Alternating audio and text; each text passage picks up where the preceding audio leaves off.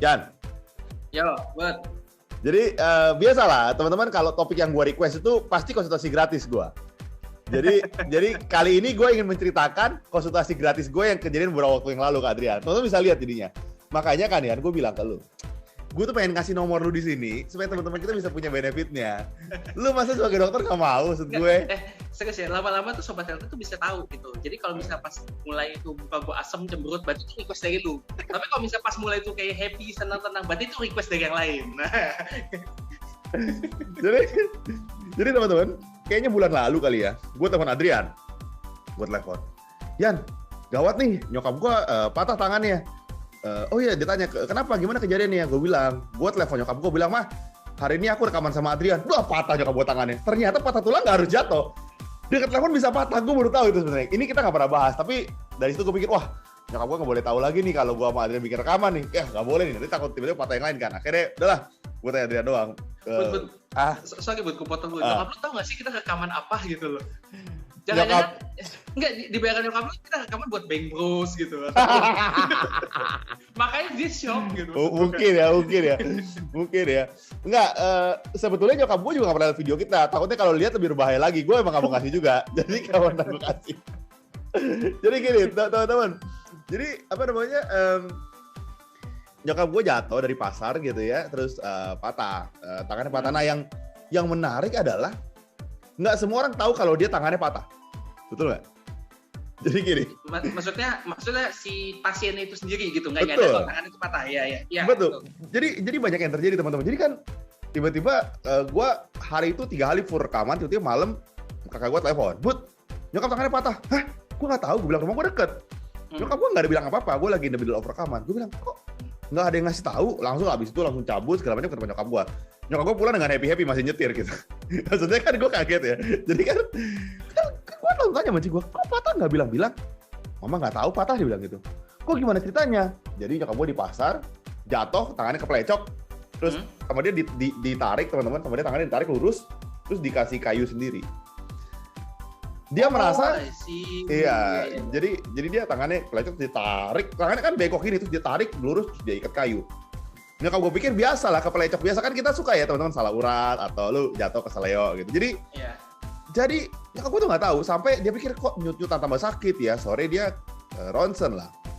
Ronsen dia bawa ke dokter langganan, dokter umum. Bu ini patah, dia bilang. Saya nggak bisa nih, ibu mesti ke spesialis tulang karena bukan ini saya nggak bisa bilang ini kondisinya gimana gitu, butuh apa dia nggak bisa bilang, jadi mesti ke dokter. Akhirnya malam itu ngobrol, dia masih ketawa-tawa, besok kita ke dokter lah. Baru mulai proses berjalan ya. Nah jadi yang gue mau cerita adalah, gue tanya sama lu juga Yan, kok bisa ya orang itu nggak tahu dia patah tulang gitu. Adrian kan baca ronsen nyokap gue kan, gue langsung share ke Adrian karena kan teman-teman tahu gue nih kan konsultasi gratis pasti suka. Jadi ada apa pasti gue telepon dia. Yan, langsung gue kirim semua, langsung gue telepon. Jadi makanya ya balik lagi sekali lagi. Ini gue akan taruh nanti nomornya biar teman-teman juga bisa Dokter Adrian gitu. Jadi sobat saya tuh mesti tahu ya, kalau Budi itu biasa gue blok gitu. Jadi gue blok sekitar jam 6 sampai jam 8 jamnya praktek gitu lah ceritanya gitu kan. Nah, kalau ternyata nggak ada, aman gue hari ini gitu. Sisanya gue blok lagi habis itu. Jadi Yan, lu boleh cerita nggak? Maksud gue, kok bisa ya orang nggak tahu dia patah tulang? Oke. Tapi syukur sih Bud, maksud gue doa gue ya buat nyokap lu, mudah-mudahan sih patah tulang bisa sembuh dengan sempurna ya, tidak sampai kejadian lagi, dan semoga anaknya bisa semakin berbakti, amin. Nah terus yang kedua, kenapa orang itu bisa nggak sadar dirinya patah tulang? Nah ini beda-beda tuh memang. Jadi gini, patah tulang sendiri itu berbagai macam. Lu tahu kan dari kelas biologi harusnya ya, dari kepala sampai kaki kita semua itu di kerangka kita ada tulang gitu, dan setiap bagian tulang itu bisa mengalami kemungkinan patah. Oke. Gitu. Itu Bu, nggak hanya itu. Bisa. Otak lu patah-patah aja bisa, kan kita ngomong suka nggak Nggak cuma tulang, otaknya suka patah aja, kita jalan terus, lu aja kadang-kadang nggak tahu. Terus ya. Sorry, otak gua nggak bisa patah, dengkul gua kuat soalnya. Terus, tapi untuk biasanya yang paling bisa terasa, noticeable gitu, yang paling kayaknya patah deh, ini adalah tulang-tulang yang kerangkanya aktif. Jadi dalam arti dia bisa digerakin, jari tangan, kaki, paha, terus tulang kering. Nah itu ke bawah itu kalau misalnya patah itu lebih tepat kasar. Atau yang paling susah nih biasanya nyebutnya patah tulang iga. Nah, iga tuh rusuk ya? Iga tuh Iya. rusuk kan? Oke. ya. Kalau misal patahnya itu cuma satu tulang, terus dia langsung keselip kayak gini. Ini tulang iga ceritanya. Terus dia patah tuh gitu. I see. Maksudnya itu kadang-kadang susah loh untuk kelihatannya. Wow, oke. Gitu. Jadi itulah gitu. Kenapa orang rata-rata bisa menyadari kalau dia patah tulang? Satu, adanya deformitas. Deformitas itu maksudnya bentuknya nggak lurus. Gitu. Misalnya pada tangan nih, anggap ini tangan gue kali ini ya. Nah, tangan gue tiba-tiba ada mencuat sedikit begini, berarti di sini akan ada tonjolan. Akan bentuknya kayak sedikit bengkok atau misalnya non-plumb gitu. Nah, itu tanda yang biasa bisa dikenalin. Makanya kalau pada tulang-tulang yang nggak menonjol itu susah. Kita kadang-kadang nggak tahu. Terus yang kedua, kasih sakit. Tulang sendiri itu nggak bikin sakit loh, Bro. Jadi kalau tulang lu benar patah, tulangnya nggak sakit. I see. Tapi patahan tulang tajam, ya, dan dia akan menusuk jaringan sekitarnya, itu yang bikin sakit. Itu satu. Terus yang kedua ya, tentu aja ya, biasanya kalau misalnya tulang ini patah, otomatis pasti ini ada kegeser nih di daerah sarafnya, darahnya, gitu. Itu juga bisa bikin sakit. Jadi tulangnya sendiri nggak masalah, cuman nggak mungkin kan orang patah tulang tanpa ganggu jaringan sekitarnya. Ya, got it. Nah, makanya kayak kasus nyokap lu, mungkin awalnya nggak terlalu sakit karena dia masih ada rasa kaget, masih ada adrenalin rush-nya gitu, gimana dia masih deg-degan, jadi rasa sakitnya nggak terlalu berat. Pelan-pelan begitu dia mulai mereda, rasa sakitnya ada ya, muncul ya. Kalau didiemin terus-terusan, itu rasa sakitnya justru akan makin lama makin sakit. Itu bikin jadi terasa ketahuan gitu. I see. Dan mungkin karena gini ya teman-teman ya, kadang-kadang kalau orang tua kita gitu ya, kan dia sangat familiar dengan kesaleo, pijet gitu. Jadi asumsinya tuh kesaleo nih gue gitu. Kayak kadang-kadang kan gitu ya, keplecok, kita jatuh kakinya nggak bener kan suka keplecok tuh kesaleo. Jadi kadang-kadang itu berasumsi enggak nih kesaleo aja nih, nanti diurut juga sembuh. Nah itu sih menurut gue yang bikin orang kadang nggak notice gitu. Itu sih paling. Satu lagi gue lupa jelasin. Jadi jenis patah juga beda-beda. I see. Bentuknya kayak garis rambut.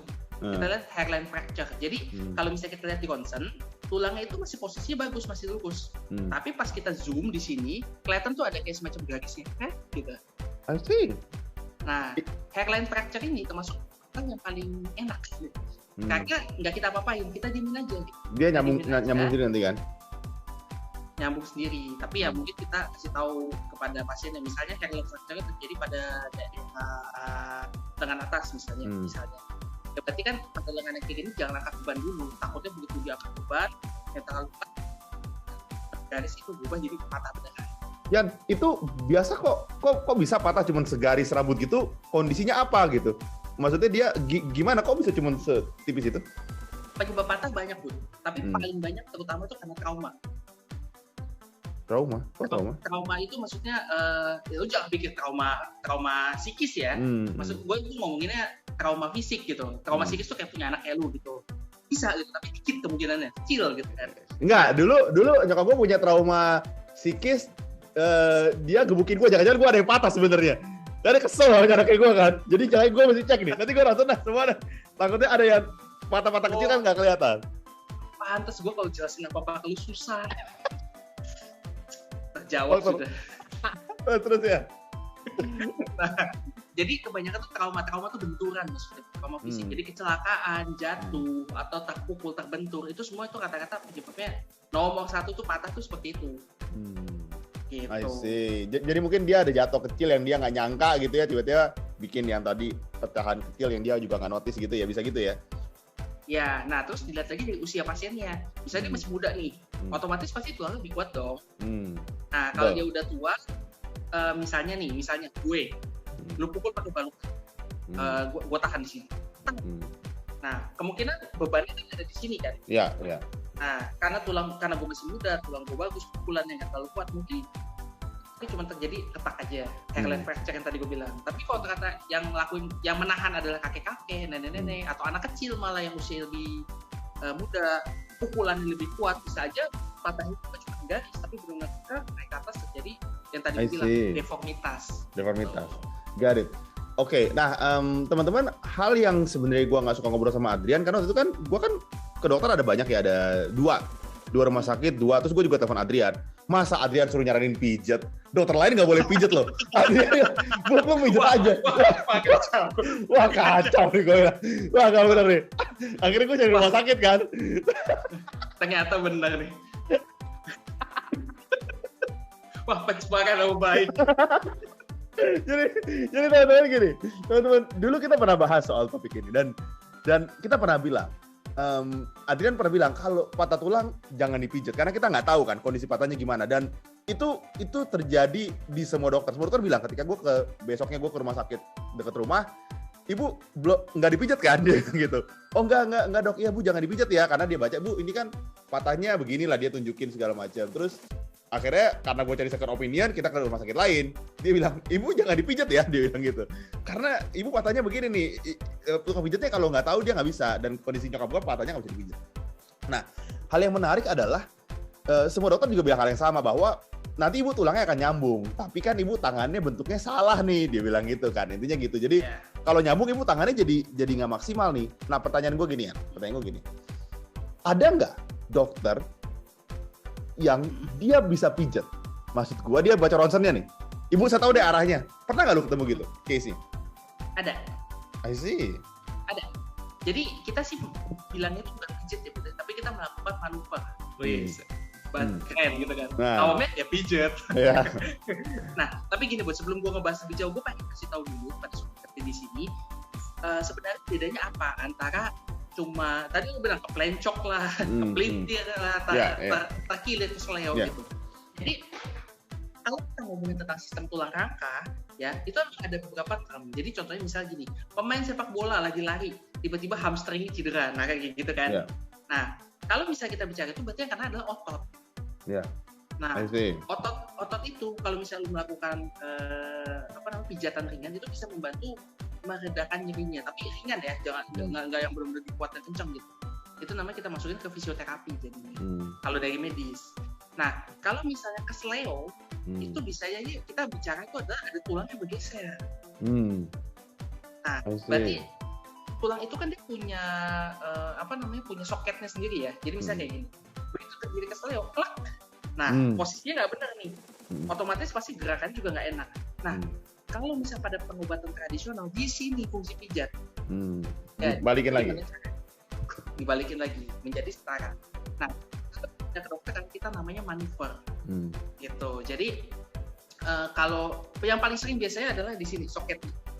Jadi dia bisa mundur ke belakang atau maju ke depan, sehingga kan jadi tangannya nggak bisa diangkat. Nah, salah satu contohnya ya manuver yang dilakukan adalah kadang-kadang dokter itu akan menarik.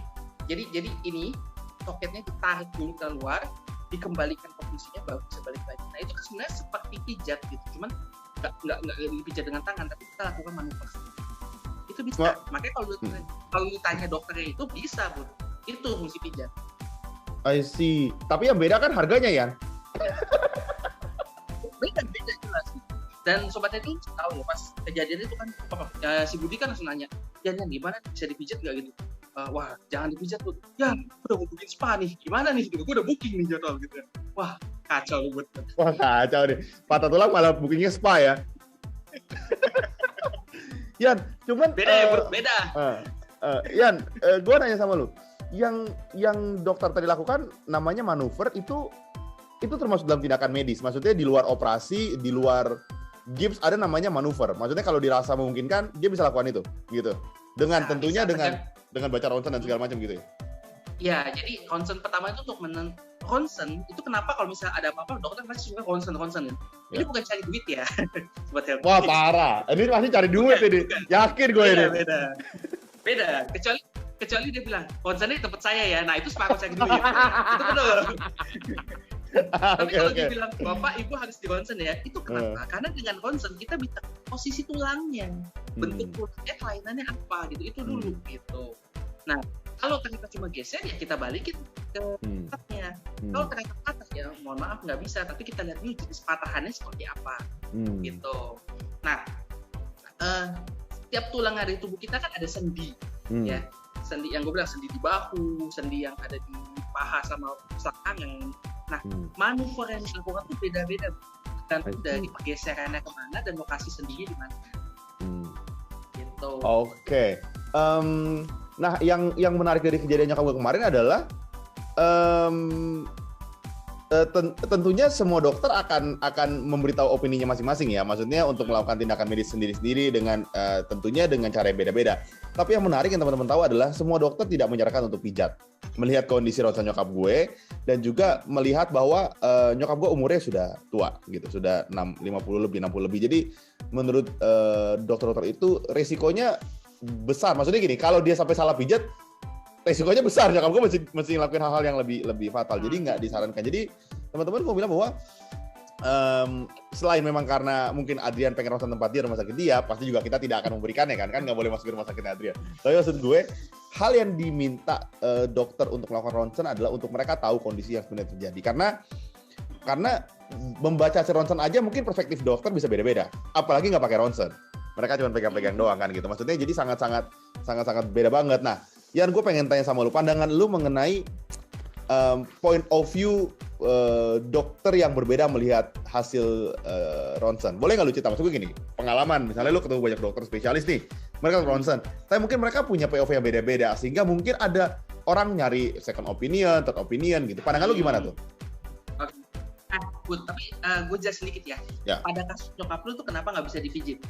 Ya, oke. Nah, jadi Sobat Hati kalau misalnya mau tahu, jadi benar-benar itu dari hasil ronsennya itu patahannya jelas gitu, nyata. Jadi tulangnya itu benar-benar mencuat seperti ini. Logikanya aja buat ya. Kalau misalnya lu mau dipijit dalam kondisi seperti itu, gitu, gimana? Kan tadi gue udah bilang fungsi pijatan tanda kutip itu kan untuk mengembalikan posisinya seperti semula. Nah, dengan tulang yang mencuat seperti ini udah pasti ujungnya dia menusuk ototnya, sakit pasti. Nah, berarti posisi yang harus dilakukan adalah seperti ini, terus dipasang lagi. Kira-kira pijat yang harus dilakukan itu seperti itu. Nah, di dunia kedokteran sendiri untuk bisa melakukan biak balik seperti ini lagi itu susah banget. Gitu. Manuvernya itu susah banget. Nah, bayangin kalau misalnya melakukan adalah misalnya tukang pijit yang kita nggak tahu ya. Mohon maaf, maksudnya di sini gue nggak mendiskreditkan pengobatan alternatif. Tapi kalau misalnya memang prinsip teorinya adalah seperti itu. Jadi lu balik ke sini, baru nanti setelah itu pasang bidai dari luar. Nah, jadi biar posisi tulang udah balik. Kebanyakan hasilnya kalau misalnya lu cuma melakukan manuver dari luar, badan tulang posisi itu nggak 100%. Nah, tadi si Budi juga udah bilang usia tua nggak disarankan, ya kan? Karena Sobat Hati, tulang kita itu setiap saat, nggak cuma patah dong, setiap saat itu menghancurkan diri sendiri, membentuk diri sendiri. Nah, jadi ada fungsinya untuk hancurin tulang yang sudah rapuh dihancurkan, terus nanti tulang yang baru. Nah, pada posisi tulang yang patah dan ternyata posisinya nggak benar, memulihkan dirinya sendiri. Akhirnya sambungannya itu menjadi kesini. Nah, kebayang nggak tulang yang sehat yang harus posisinya begini, nggak kuat, dia bisa tahan beban. Katakanlah bisa tahan beban seperti berubah posisi seperti ini, bebannya nggak akan kuat, cenderung kalau misalnya dia sembuh pun deformitas atau perubahan bentuk nyata tetap kelihatan dan tulangnya nggak akan sekuat dulu. I see. Got it. Jadi pada usia tua proses penyembuhannya pasti lebih lama. Lu tahu kan ada perkataan dulu kalau misalnya anak kecil patah tulang mah nggak masalah. Iya. Ntar cepat sembuhnya. Iya. Nah, itu benar karena memang pada anak-anak itu proses pembentukan tulang itu masih sangat aktif sekali. Nah, pada orang tua sulit. I see. Jadi judul kita adalah Healthy X versus tukang urut gitu kan? Lu bilang bahwa wah, lu sih keterlaluan. Maksud gue lu keterlaluan. Lu mau mendeskripsikan semua sinse dan ahli-ahli tulang gitu kan? Wah, parah. Mematikan hati orang banyak. Bukan spy ya, buat. Nah, teman-teman. Gimana? Dikit lagi. Nah, sekarang terkait POV nih, yang lu bilang, point of view dari dokter-dokter yang berbeda. Nah, memang pada pemeriksaan itu nggak semuanya itu berjalan halus sesuai dengan teori. Oke. Jelasin. Seru. Jadi contohnya begini Bud ya. Misalnya gue katakan gini. Pada hasil ronsen paru-paru misalnya. Oke. textbooknya adalah misalnya kalau misalnya ada gambaran seperti lingkaran misalnya, itu kita nyatakan ini adalah kemungkinan bekas TBC lama. Tapi bekas bentuk seperti lingkaran itu kadang-kadang agak sulit ya untuk ditemukan sesuai dengan jam terbang. Ya kalau dokter umum kemungkinan skill dan jam terbangnya pasti lebih kalah dibandingkan dengan dokter spesialis kardiologi. Ya kan? Jadi semakin spesialis, semakin berpengalaman, kemungkinan miss-nya atau error itu kan semakin jauh. Tadi lagi itu kan dinilai dengan mata. Dengan mata dan pengalaman pribadi. Dan ilmu sendiri kan. Nah, karena itu kadang-kadang point of view bisa berbeda-beda, Bu. Gitu. Tergantung dari bagaimana concern itu dibuat, tergantung juga bagaimana kelainan yang ada itu juga muncul. Maksud gue alat concern yang lama sama yang baru itu udah pasti beda.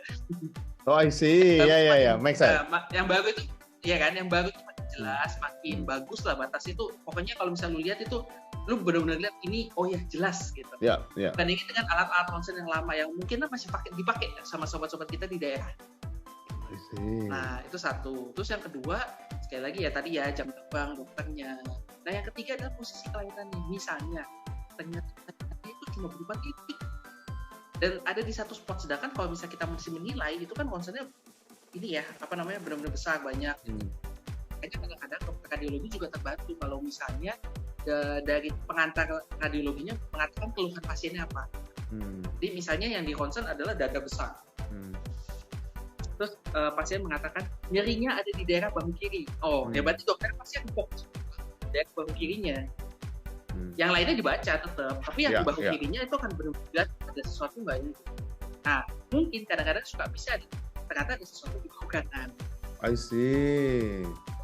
Gitu. Karena tidak sesuai sama klinisnya. Betul. Gitu. Dan kembali lagi, ternyata mesin fotonya jadul, jadi lebih buram. Terus ternyata pengalaman dari dokternya juga beda. Makanya itu kadang-kadang pentingnya untuk second opinion. Tapi kalau bisa ditanya salah atau enggak juga.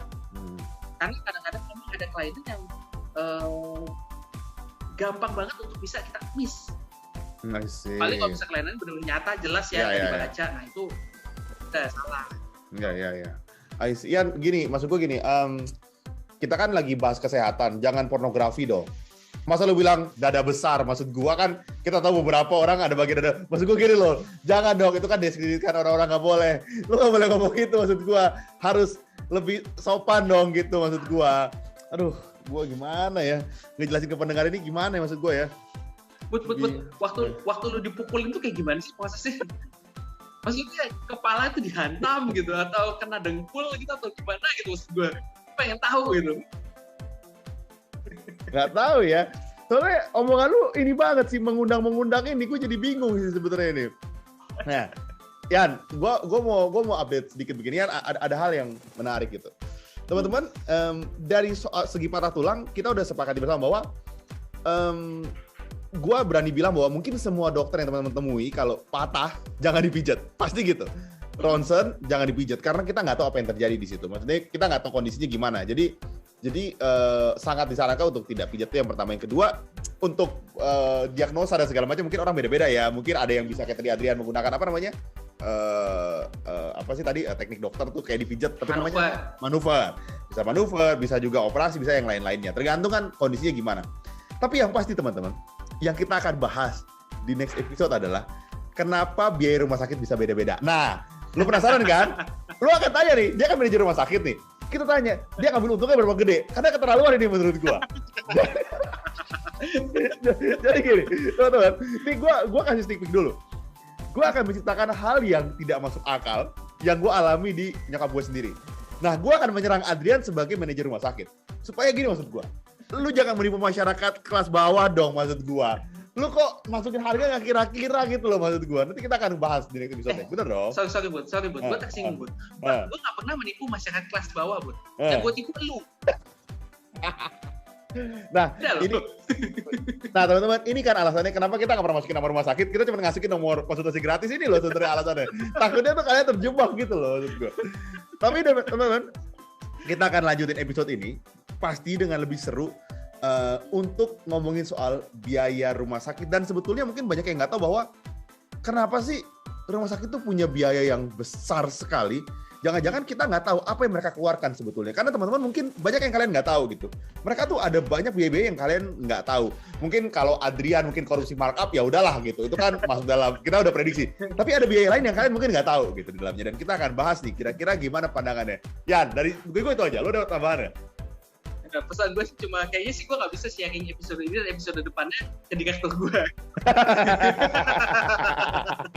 Karena jadi ketahuan kan. Jadi teman-teman, kita akan tayang hari Senin dan Kamis. Kalian tunggu aja, yang pasti kita akan bahas banyak hal yang seru. Kita nggak cuma bahas soal orang sakit, tapi banyak mitos kesehatan dan juga sekarang biaya rumah sakit yang mungkin kalian perlu tahu. Kenapa rumah sakit dianggap mahal? Jadi sampai situ aja. Sampai ketemu minggu depan. Stay healthy and stay alive. Bye-bye.